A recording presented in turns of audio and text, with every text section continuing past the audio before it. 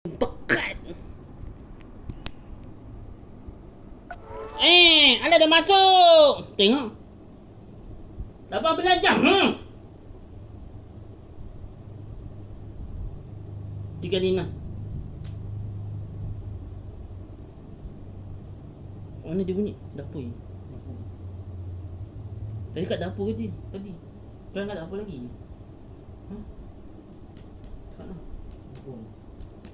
Tadi yang mula-mula tadi kat mana? Dapur juga. Oh, lepas tu dekat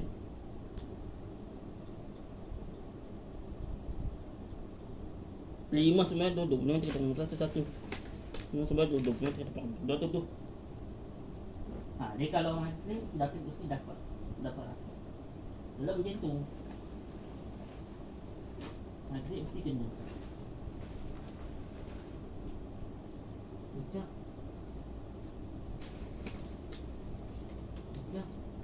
berapa jam aku rakam?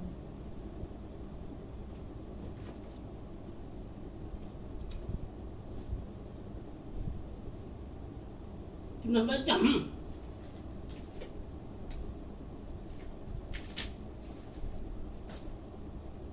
Berapa jam? Dia di belakang. Selesai ke? Ikut.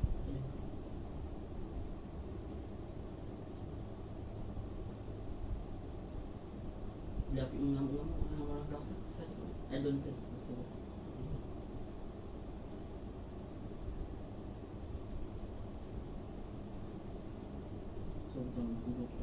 Sabah jangan salah. Singapura paling kaya raya. Singapura kaya.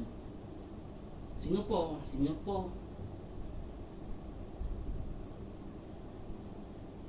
Sabah kaya raya Sabah. Sabah kan orang hidup. Dia tak hidup. Dia nak naikkan kekayaan tu lah nanti. Kejap Sabah mesti yang curi. Wangnya banyak, diculik lah nanti. Seekor budak-budak lah. Salah seorang pada budak-budak dia diculik lah. Duitnya dapat banyak. Nak naikkan kekayaan, Selangor mesti akan culik budak Sabah ni. Nombor satu Wak Mat lah.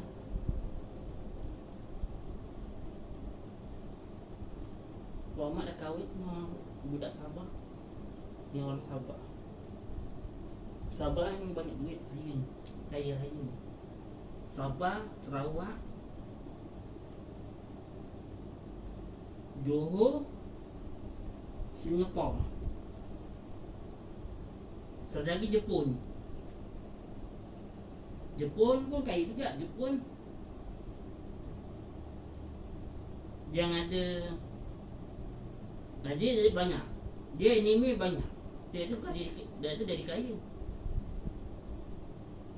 Titik Conan jalan cerita dia bagus. Dia cari nak cari siapa orang dia dah hitam tu. Dia cari siapa. Lepas tu dia nak kalahkan. Mungkin lah. Apa ni? Gagal apa? Gagal apa? Ha?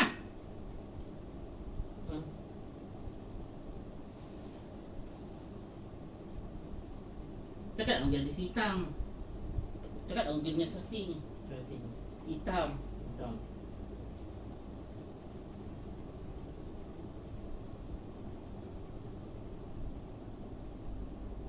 Akhirnya aku rasa endingnya aku ingat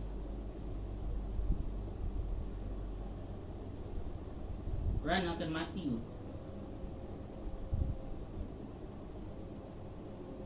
Ran perempuan tu mungkin akan mati ataupun Senoko akan mati. Antara dua tu lah.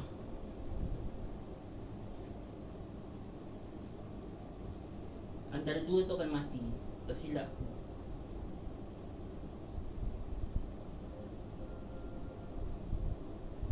Kalau cicing dibunuh dia takkan mati.